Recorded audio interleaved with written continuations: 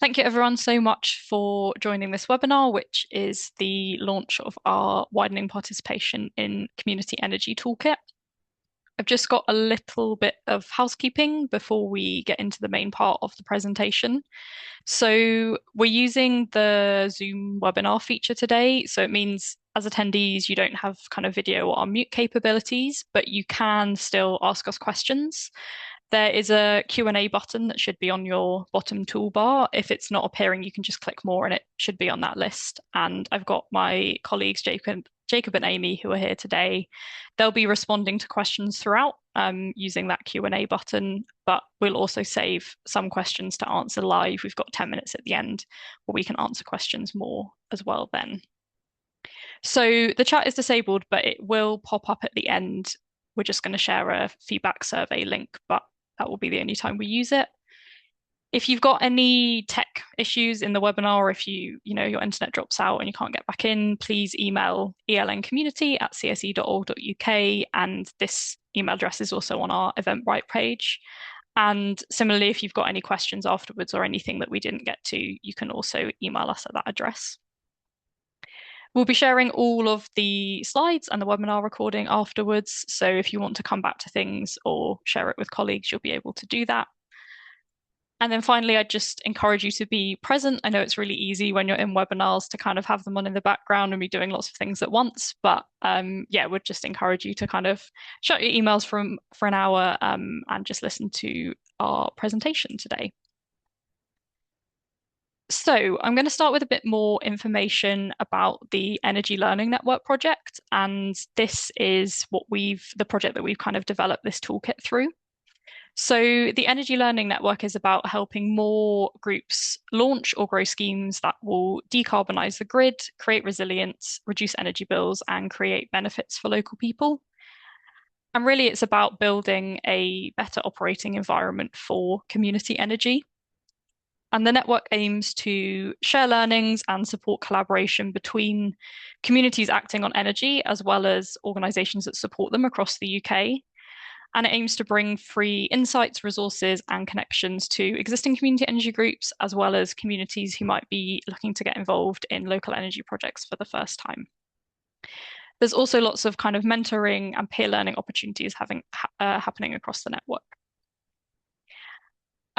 There's lots of different organisations involved in it, as you can see with all the logos on the screen. So it's led by Ashton, who are a climate solutions charity. There's us, we've got leading community energy bodies in every UK nation, and the overall project is funded by the National Lottery Community Fund. And just to tell you a bit more about us at the Centre for Sustainable Energy, so we are based in Bristol, but we work across the country supporting people and organisations to tackle the climate emergency and to end the suffering caused by cold homes. And we've been working in the community energy space for over 15 years and support the development of community energy across the UK by combining programme design with practical delivery, research and sector support. And our work helps communities, local authorities and partners develop locally owned renewable energy projects and ensure that the benefits of the energy transition are shared more widely. We are also the lead for this widening participation work that's happened as part of the Energy Learning Network. And as part of this, over the last 18 months, we have worked with 6 community energy groups to learn more about widening participation. We've done this across a series of workshops that have had guest speakers to come and learn from them. And CSE has also provided one-to-one support to each group. And this has been complemented by a small grant, which groups have been able to use to contribute to the costs of kind of widening participation work. And we've been supported by an organisation called the Better Org, and they've provided us with kind of specialist equity, diversity and inclusion consultancy and support throughout the project. And before I jump into the toolkit, I just wanted to highlight another project that CSE does that might be relevant for lots of people who are on this webinar. And this is called Community Energy Go, which is a free national support service for community-led energy projects in England. It's focused on the kind of early stage acceleration side of things rather than ongoing mentoring. And we have a triage-led process, which is about getting the right support at the right time from the right expert. And it's focused on helping groups move forward faster, particularly at the point where they might be most likely to stall. So it's for kind of early idea, early feasibility, or funding readiness. And it is delivered by CSE in collaboration with Community Energy England and Ashton. And we've got a range of kind of specialist associates who will support groups depending on their needs. So just to flag that as something that people might be interested in. And what we're doing in this webinar today is giving you a bit of an overview of the Widening Participation Toolkit. I'll be talking through some of the key learnings from it. And then we've also got two guest speakers from Grand Union Community Energy and Awal Aman Tawi as well. So welcome to our toolkit. I'm going to tell you a bit more about it and some of the kind of key learnings which are in each section. But I just wanted to start by talking about why widening participation? Why have we spent 18 months making a whole toolkit on this topic? And just so everyone's on the same page, just a short definition of what widening participation means, which is about engaging people and communities who are often underrepresented in specific spaces and places. And in terms of the link to community energy, so we know as a sector, we're kind of aiming to achieve a more resilient, inclusive and energy system with affordable clean energy for everyone and kind of play a really crucial role in that work towards a just transition. And these aims kind of come at a time when the community energy sector is set for growth. So the local power plan has a target of supporting over 1,000 local and community energy generation projects by 2030. But I think there is questions about who's involved. And we know that community energy groups are really well placed to provide kind of trusted advice and support and work with underserved communities. But without being intentional about widening participation, there's a risk that this growth that's coming will benefit similar people repeatedly. And so widening participation is an opportunity to work with new communities and broaden the geographic and demographic reach of the sector. And this will help ensure that benefits like lower bills or local ownership and clean power will reach the people who are most impacted by the cost of living and the climate crises. Also unlocking capacity and leadership, so bringing in more people who have new skills, and this can go beyond kind of technical expertise to community engagement skills and local knowledge, and really just broaden out the leadership and volunteer base, kind of reducing people's workload and burnout, sharing responsibility more widely. And also align with the priorities around a just transition and aligning with kind of funder and policy priorities around this, and really strengthening bids through projects that are genuinely community-led to kind of get that longer-term funding security. So really it's about kind of protecting the core value of being a community-led movement while the sector also grows. And so a little bit more about this toolkit. It's a sector-first toolkit with lots of different kind of practical resources, insights, and case studies. And it aims to help community energy groups increase their impact through involving more diverse range of people in their work. Although it is for the community energy sector, I would say a lot of the principles in it would apply to the kind of climate and community engagement sector more generally as well. It is a big toolkit. When you first open it, there's a lot of pages, but you can really just kind of focus on what is relevant to your work. So we structured it in a way that we'd recommend you read the kind of introduction and background sections first, but from there you can jump around to any section where the topic will feel kind of most relevant to your work. We've also put questions at the start of each section. So these kind of aim to help you start thinking about what your first or next steps could be on that topic. And you could use these questions in a board meeting or a team meeting just to kind of get some ideas flowing.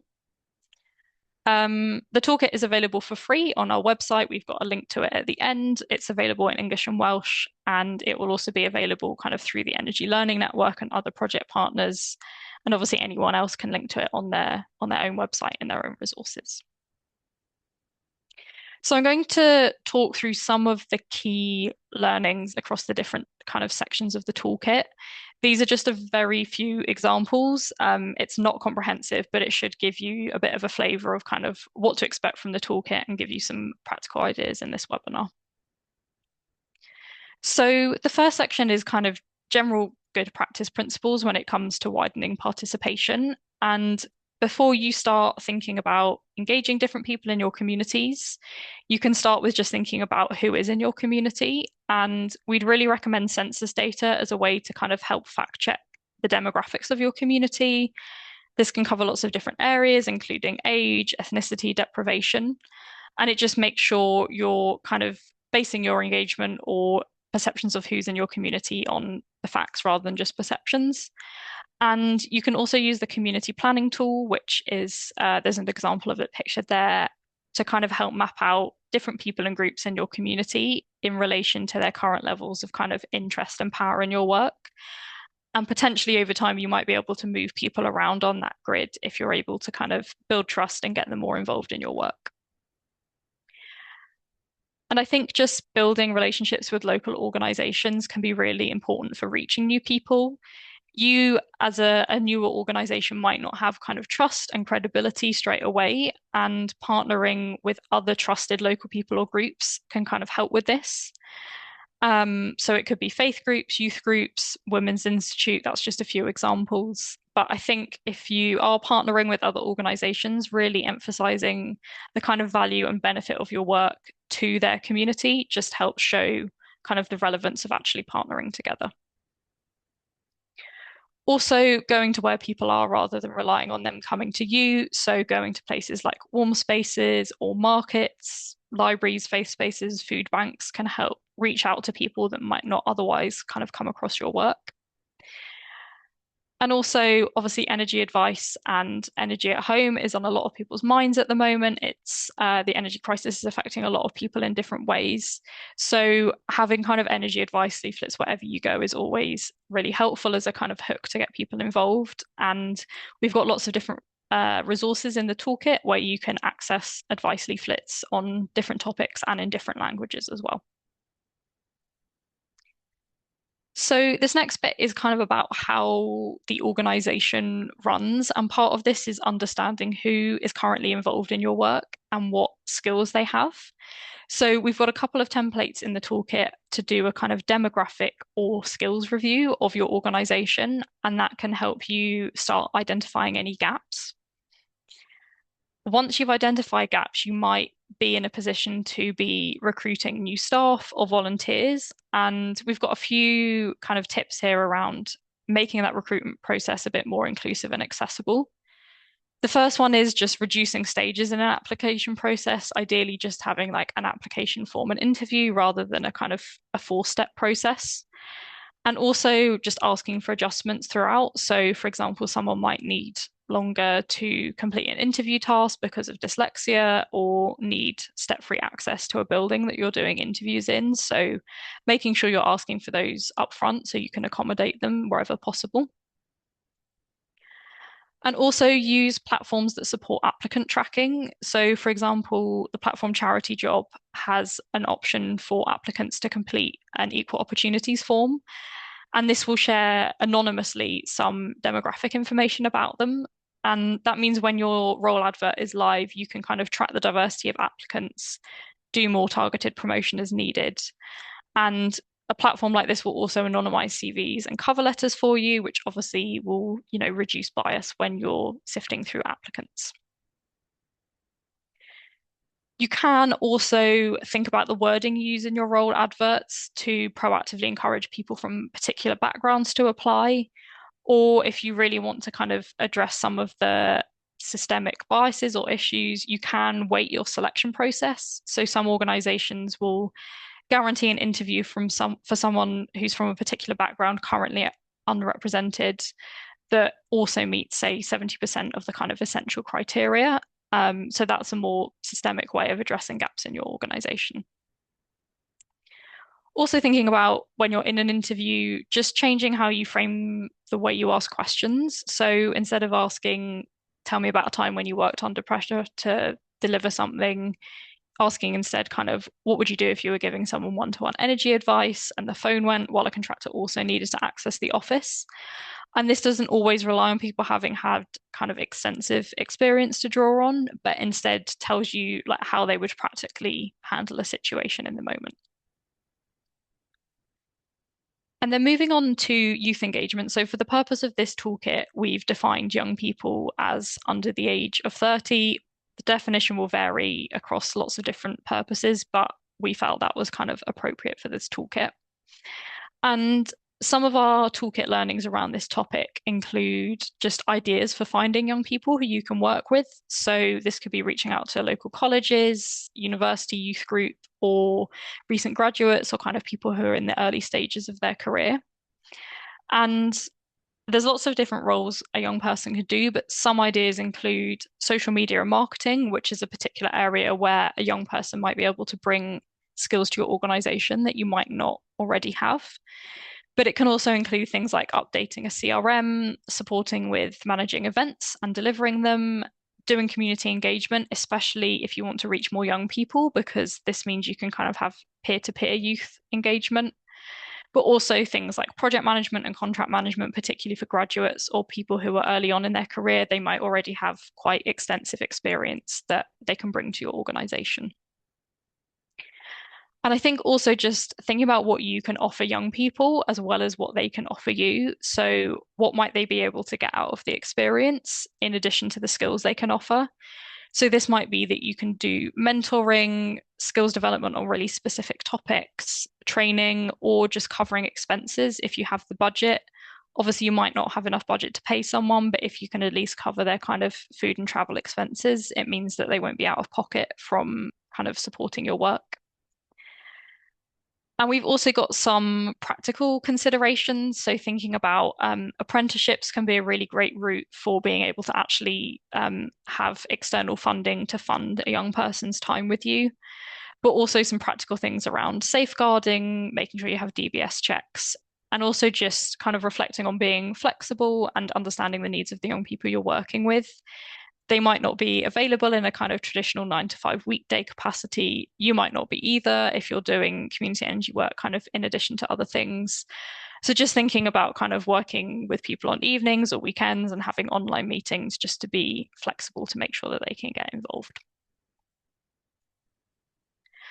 And then this slide is about kind of involving people in your work, and it covers share offers and investment as well as ways to involve people in kind of different or non-financial ways. So with share offers, there are some ways of kind of lowering or removing financial barriers for people getting involved in these. The first is kind of thinking about whether you can have a lower minimum amount, whether you can have group shares. So a local community group can kind of buy a share as a group and use their return on investment to do something that's to do with their whole group activities that will benefit everyone. Also thinking about gifting shares, so people might be able to buy one for from themselves and another one for someone else in the community that might not otherwise get it. And also the option of paying for shares in installments rather than in one go.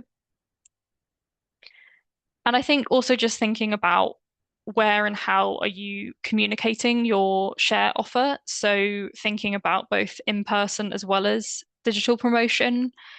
If you're in an area where people speak lots of different languages, can you translate some of that key information? And I think also just making sure that all the language in a share offer is just as easy as possible for people to understand and is written in an accessible way. And obviously, share offers are one of the more traditional ways people can get involved in a community energy project, but you can also think about non-financial routes for people being involved. And one of the ways of doing this is giving people the option to become a community member without making a big financial investment. So Repowering London, for example, is using a co-shares page where they let people become a community member for £1. But as a member, they then get a say in how a project is run and how the income generated is used. But you can also think about what other non-financial ways are there of giving back to people. This could be, for instance, volunteers that you might have. Similar to young people, can you offer them training or mentoring? Or if you do an energy advice service, can you give them free energy advice or items like LED light bulbs if you've got funding for those kind of energy efficiency things? But also, have you got, can you do like a social opportunity like celebration events? Acknowledge that all of these things do take time, and I will come on to the kind of time and funding issue that I'm sure many of you are thinking about in a second. So that's kind of a high level tour of some of the learnings from the key sections in the toolkit. I just wanted to highlight here some other sections that we also have in it. The first is about plans and impacts. So this is about how can you set goals as an organization around widening participation? What might your kind of blue sky thinking longer term aspirations be? But also how can you measure change as you go? So obviously, if you can show cause and effect from an intervention or a project, that can really help with getting further funding to kind of show the need for this type of work. So that section is all kind of focused on those things. We've also got a section on well-being and collective care. So just acknowledging that widening participation work can be emotional and time-consuming and challenging. So we've included a section on kind of well-being and collective care just to think about supporting ourselves and each other while doing this work. And then finally, we've got a section on resourcing your work. So this has lots of different kind of funding ideas or training options if you want to do more training internally on the topic. We've included a whole list of ideas of how you can build widening participation into project ideas and costs, so that if you don't have kind of ring fence funding for it, you can just start building some of these ideas into the way that you normally do projects. Or it could be something, particularly some of the kind of more operational side of things, might be something that you're able to build into overheads. So there's lots of examples in that section on kind of how you can weave some of this into your work. So that's it from me on the kind of information about the toolkit. I am going to hand over now to Sarah, who is one of our guest speakers. Take it away, Sarah, and just let me know when you want me to move the slides on. Brilliant. Thank you very much.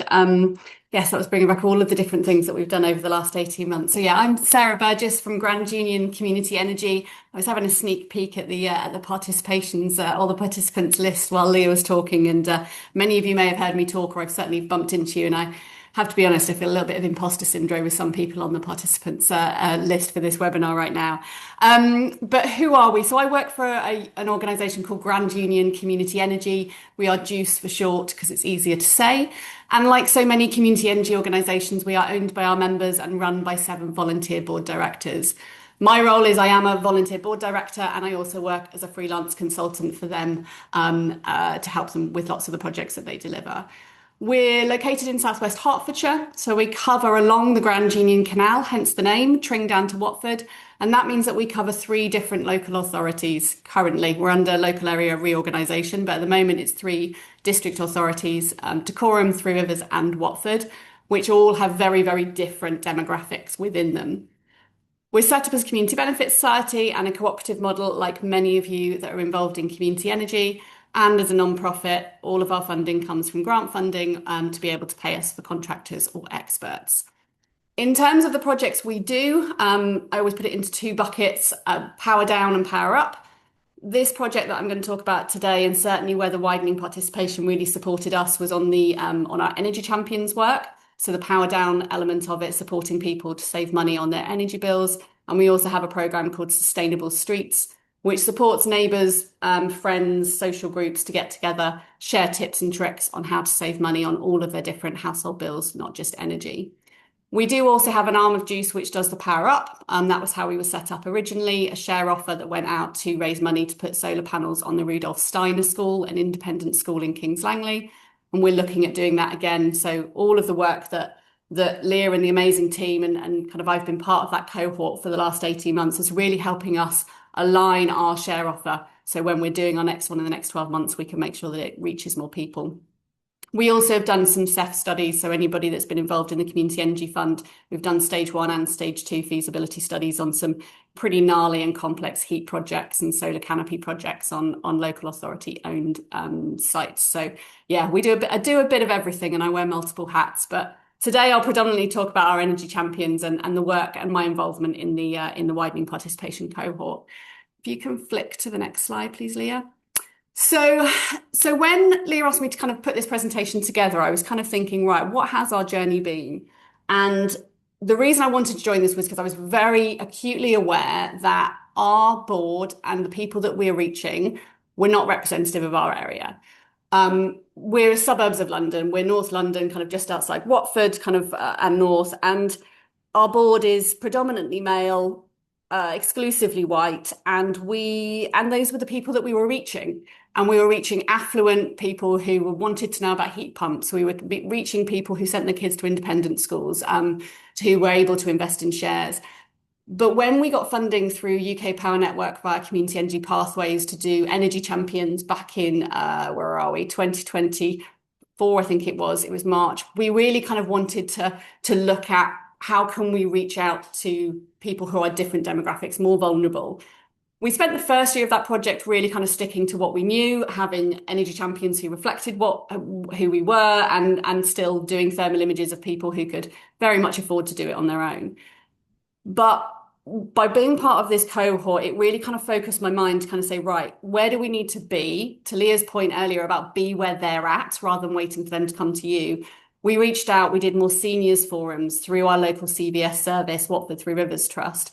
By being at a seniors forum at the Meriden Community Centre back in April of last year, we then were able to meet the food bank team that did a food bank there every Friday. They allowed us to come along and do an energy clinic every 2 weeks. And that meant that we were reaching much more financially stretched, financially vulnerable people within the community. Lots of them where English wasn't the first language, or they had some other accessibility needs. So we were able to reach more people who actually needed energy help in understanding their energy bills. So by partnering with the food bank, we then also were able to be introduced to Watford Borough Council and the officers on the ground for their Healthy Hub team.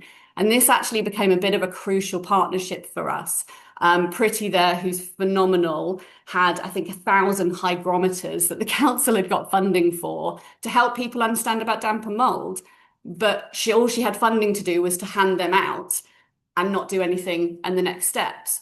But by connecting with her and building a relationship with her, and then following on from that, the environmental health officers team, we were able to basically say, you guys have got the hygrometers, we've got the information. We always use Centre for Sustainable Energy's damp and mold and ventilation leaflets, and we can do home visits to help people explain how they can use them and how they can mitigate any of the results of that to live in a healthier home.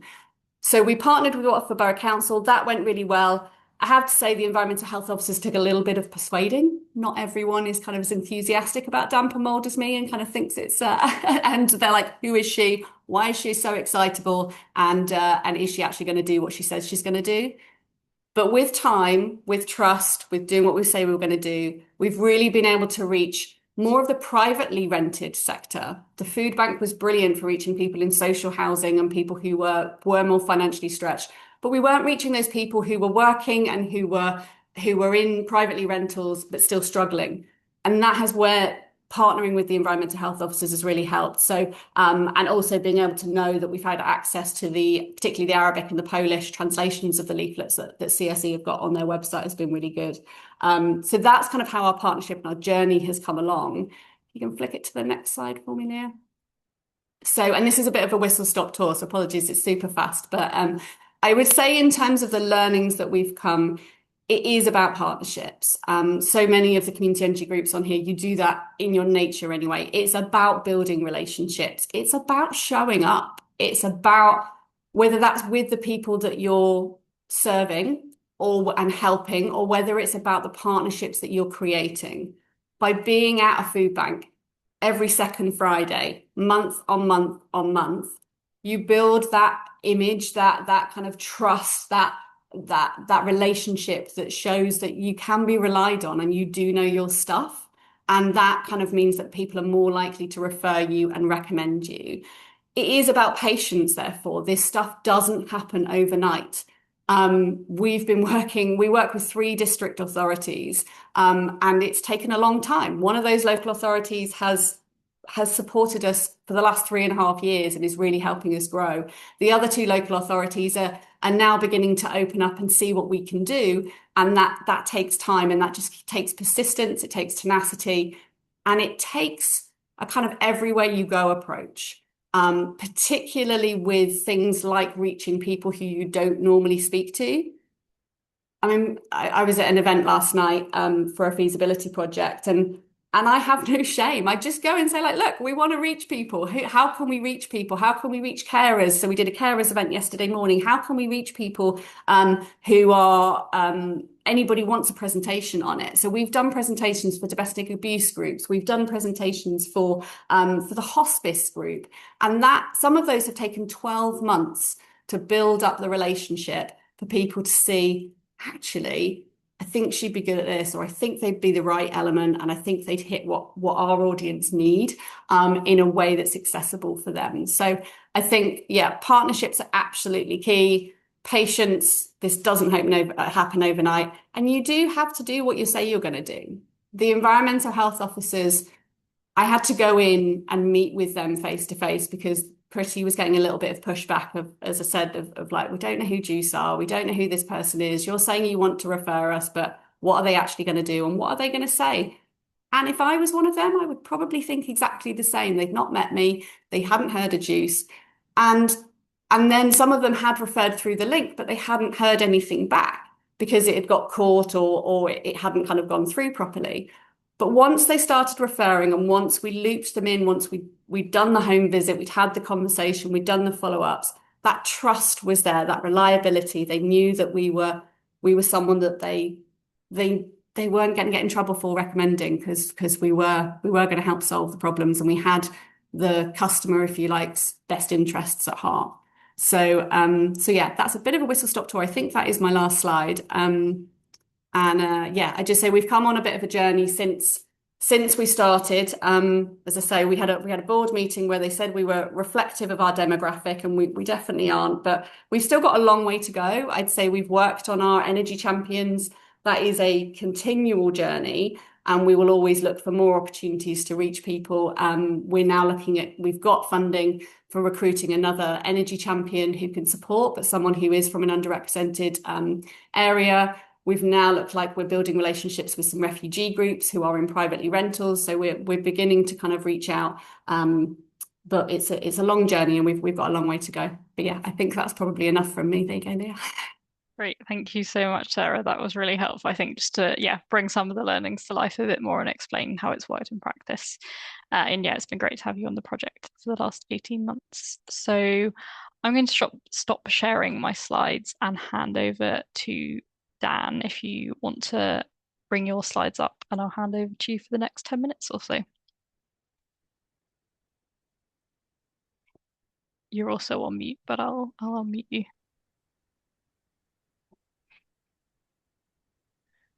Can everyone see my slides? Yes, it looks like it's just loading for me. Yes, I can see them.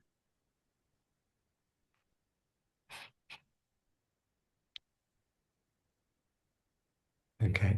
Yeah, so thanks everyone. So my name's Dan McCallum. I work for a charity, Owl Ammon Tower, so about 20 miles north of Swansea. And we've been going quite a long time, actually since 1998. So kind of had a lot of thinking about this sort of how to engage people. And we set up two cooperatives, one the wind farm, and then another one called Egony Co-op. And right from the start, I mean, we came from a sort of community development background, myself and Emily. So we were always kind of thinking how to involve local people in a big sort of technical wind farm project. So, you know, as part of this, the consultation around the idea of the wind farm, we got funding to take people to go and see other wind turbine projects. So groups like, you know, the Women's Institute, we organised coach trips to go and see wind farms, and that kind of really did interest people a lot. and we had lots of public meetings about the idea of a wind farm. I mean, in a sense, it's actually quite easy to engage people if you propose a wind farm, because not always for good reasons, because some people are obviously dead opposed. It's really controversial, but it's one way of engaging people. But actually, some of those people that, to be honest, didn't really care about the wind farm particularly. They just wanted a free trip into the countryside and ate their sandwiches underneath the wind turbines. But some of those people actually became our best advocates in the community, especially the old ladies from, Women's Institute and Merched Wawr, which is the Welsh equivalent. And and when there was opposition to the project, like, the wind turbines might kill loads of birds, they started writing back into the local papers to say, look, we are our sandwiches underneath the under the turbines, elsewhere, and didn't see any dead birds. So that was really effective. Um, I'm just clicking on my next slide. I don't know if you can see that, Leah, my next slide, or no. Yeah, I can see them down the left as well. So I think if you go onto it, it should hopefully pull through. Okay, all right. Sorry, being a bit thick. Yeah, That's so that's okay. one of our sites in Newport, Egni Co-op. Again, a lot of those sites are on community buildings, and that again is a kind of relatively easy way then to engage people in diverse communities. That a lot of other groups are using those buildings and benefit from cheaper running costs if there's a reduction in their electricity bill as a result of the solar panels. More locally to us, one of the key things we did with income from the wind farm was buy the former primary school, um, which, just everyone was very attached to. It was 110 years old. And there was an element, although we've done a lot of consultation locally, to be honest, once the turbines go up, people just don't really particularly associate the turbines with a local community organisation. And there's loads of other wind turbines around us. But once we bought the school, again, people were interested. In a sense, the wind farm was controversial pre-planning. They paid attention then. They started to pay attention again once they knew that somebody had bought the school. Um, this is, again, just a photo of Egni, and the sort of level of interest that you can get through education projects. But coming back to the school, as soon as we started doing stuff, this is the ground source heat pump going in, people really started to take an interest in that. And the level of kind of refurbishment, that's the ground source heat pump, underfloor heating going into the school. But we also consciously, obviously with a big refurbishment project, you can't, easily get people engaged. But we started to think about ways of doing projects which then could be incorporated into the refurbished building. So this is it. We had the idea of doing a heritage quilt, and that's like an image, one of the images on the quilt, which is now hung in the cafe of the school, working with with local people and local community groups. And these are the kind of that's the kind of heritage quilt before it all got stitched together, and we had a kind of community event to celebrate that. We also had an idea of developing stained glass windows within the building. These actually had been covered up previously as windows, and you can see where they are, kind of that guy's pointing to them. Um, we worked with a local stained glass artist, did a load of workshops. About 100 people got involved making stained glass windows. I think it's 112 of them on a theme going throughout the building, incorporating sort of golden thread, which represents the coal seam which runs through the valley, but also the river as well. Um, and those are now, you can see the window there, and they're now incorporated within the building. The other thing we've done is uh, a mosaic project, again, working with local people to come up with designs which, look at how the area was in 1912 when the school was built, um, and incorporating that within a really big mosaic. That's some of the participants taking part. I mean, it was people, we've got a lot of elderly people and a lot of people who aren't working. so who have got time to get involved in these sorts of free arts projects. So we had a lot of interest and engagement through that. People cutting up the tiles. And actually, that's a pic. It's just gone on the wall last week, so I took a picture of it this morning. So at the moment, they're still grouting it, but that's incorporated at the school site, which is Hobogors. Sort of trying to retain value of what's in the school as well. The school actually, or the local authority, had painted over these old fireplaces, but we've kind of uncovered that, and they are actually really beautiful fireplaces that run throughout the building. We've done ceramics projects as well, which have now been incorporated in the building on sort of local nature themes. We've got a gardening group that is running, and a repair cafe, which meets every month and fixes stuff within the community. We The other sort of element we thought about when we've done fundraising, as Leah said, is trying to reduce the cost of the shares. So we reduced ours down to £50, which was a way of engaging some local people in it. And obviously, we're in a coal mining area, so there is not a lot of money there. But one of the things that we did was donate shares as part of our business model to local community organisations. So groups like the Women's Institute, Mercherawar, the local food bank, they all own about £100,000 of shares in the wind farm. So it's not an insignificant chunk of the capital. The whole wind farm costs sort of £8.3 million to build. And it's not every project that can do that. We could do it because there was enough money in the wind farm, and we were kind of thinking, how do we engage people in to feel part of the project? So rather than it just being individuals, we wanted to try and engage community organisations in that. And so they get interest in the same way that any individual member does as well. But for us, it's a way of, concentrating ownership in the local area directly around the wind farm. And that has worked well. Again, it's not open to everybody, but I think some of the ideas that Leah mentioned about share ownership are definitely worth considering, and we will be going forward as well. And kind of just thinking constantly about ways to engage people, because otherwise, what is there to distinguish community energy from just, large bits of technical kit, which any commercial developer could develop?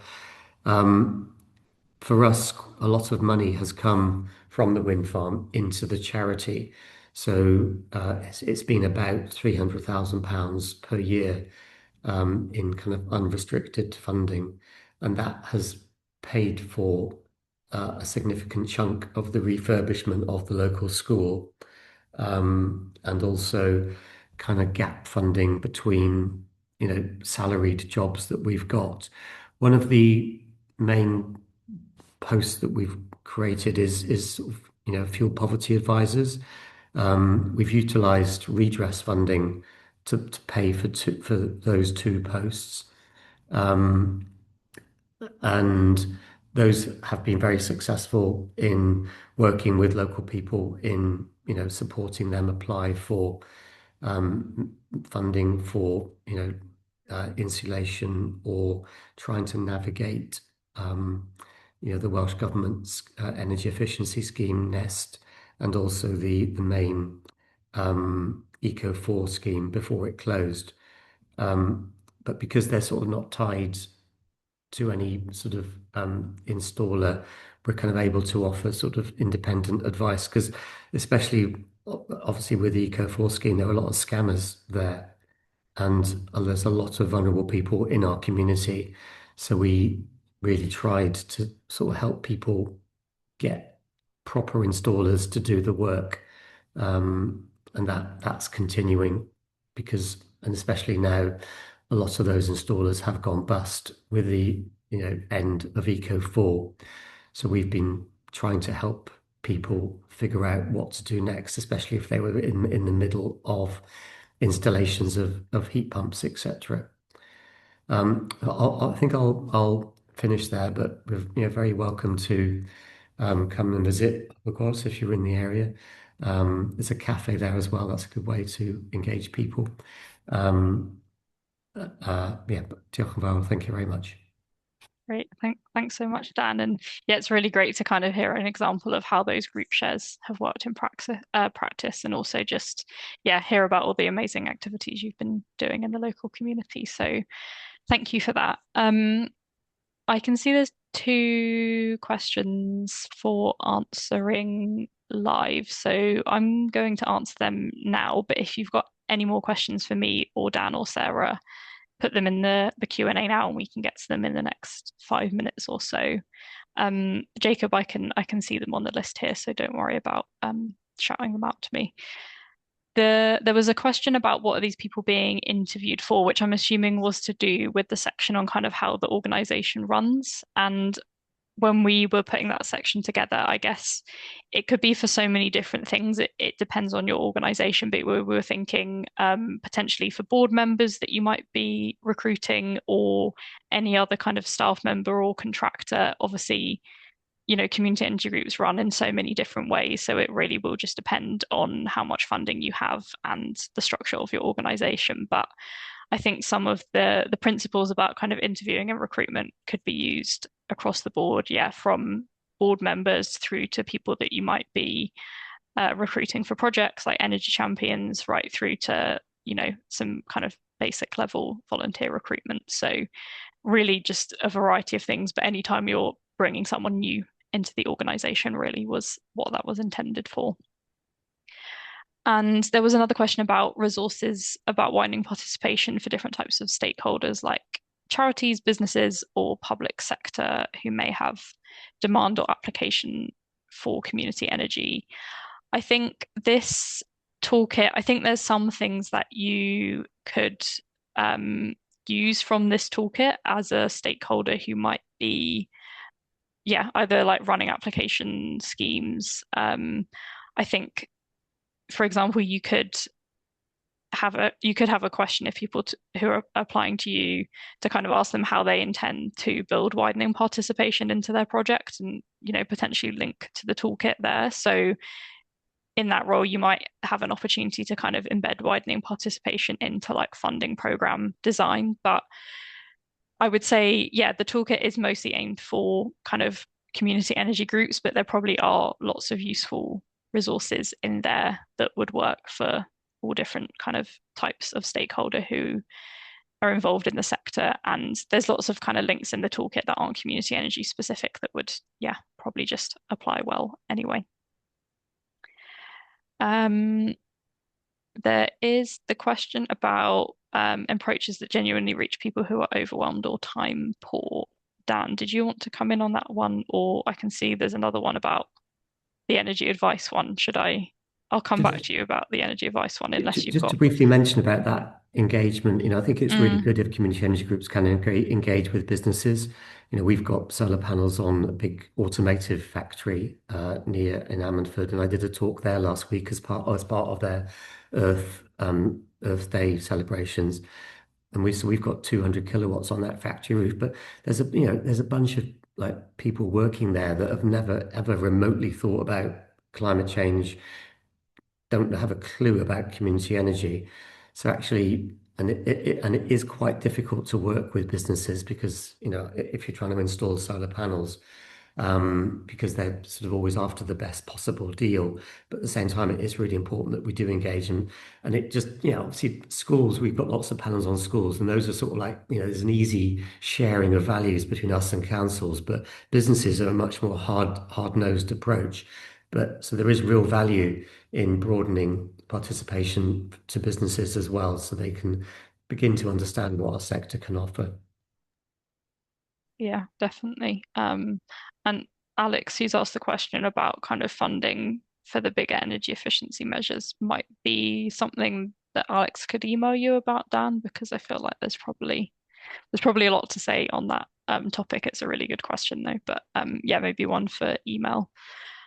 Sarah, I don't know if you had anything to add just on the point around sort of like engagement that reaches people who are overwhelmed or time poor. Yeah, I think it's a really difficult question, and I had one thought in mind to answer that one, and then what Dan mentioned about businesses, it sprung another thought in my mind, which is quite typical. But we've actually done some lunch and learn sessions with businesses, be that with volunteer groups or with businesses who are looking for ways of supporting their staff with getting energy tips, and that can help kind of again going to where they're at and being able to deliver something where they don't have to change from their usual routine. And then I think home visits one-on-one, whether that's at an energy session or if you can pin them down for a time to go to their home and sit with them and really help them one-on-one when there's no noise around anything else. I've got a home visit on Friday morning and the lady is like, I know I need to do this, but I just don't have the headspace, the bandwidth, and it just find it so overwhelming that I just can't.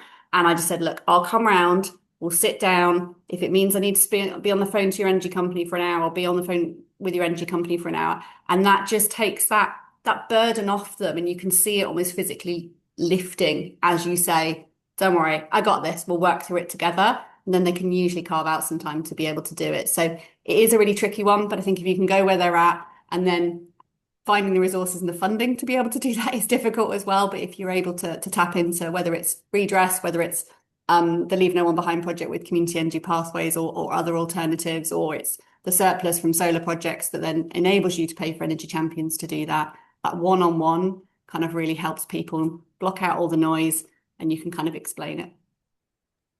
Thanks, Sarah. I'm just conscious of time, so I'm going to just do some quick fire answers to some other questions, but obviously feel free to email us if you want to talk about it more. There's a question about other ways communities can benefit financially from community energy, um, like lower prices for locally generated electricity. I think the energy local model comes in there. There's some community energy groups we work with in the Southwest that are figuring out how to make that work. So I think we're hoping that will become more common and better understood about how you actually do it. So that's a potential way of doing it if there's a project in the area, but that is still kind of being figured out. But hopefully there's some more learnings coming in the next couple of years on that. And then there's a question about money to install renewables in the first place. Someone was involved in our future energy landscape work, which is really great to hear. I think obviously there's the share offer side of things, but Dan, I don't know if you've got a quick fire answer on that one. You've got quite a lot of experience installing renewables. Yeah, I think it's the feasibility stage which is really difficult. And we just always kept our eyes open all the time, looking for different pots of grant funding. I don't know, there's probably literally sort of 30 or 40 different grants that have funded stages, different bits of the wind farm. Yeah, it's easier now than when we started because at least there, I mean, ironically, the first fund that we ever got was Shell Better Britain campaign. So it's an oil company that was the first one to put some money into us. But it's slightly easier now. I think I'm very hopeful about the local power plan at the UK level that there's going to be more funding for community energy to do feasibility work. In Wales, we've got Welsh Government Energy Service to provide a level of funding. CARES in Scotland as well is really consistent and clear. I think it's more difficult in England. But yeah, I think the key thing I figured out was that once you've got planning and the land, you've got options and leases, then the funding can become quite a lot easier. With the wind farm, we raised 5 million from Triodos Bank and then did a £3 million share offer, and we're all treading in a well-worn path after that point, from people like Energy for All. So the capital stage is a lot easier. It's getting to the point that you've got a financial project that can be delivered. And I think one of the areas of learning that I'm doing at the moment is around shared ownership, how to help make that fundable. And that hopefully will be an area of growth for the whole community energy sector. Great, thank you, Dan. other people that have questions, I have seen them. We don't have time to get to them now, but we can follow up on email, or yeah, feel free to drop us an email and we can chat more about it as well. I'm just going to bring my slides back up for the final bit of the webinar, which was just to share some kind of learnings overall from the project. I think probably no one here will really be surprised to hear about some of the key challenges to doing widening participation work, but it's finding the time and capacity to work on it and be able to kind of embed it into the organization's work. And I think a big challenge around this is the lack of ring-fenced funding specifically to work on widening participation, and not having that funding is obviously a big barrier to creating that time and capacity that's needed.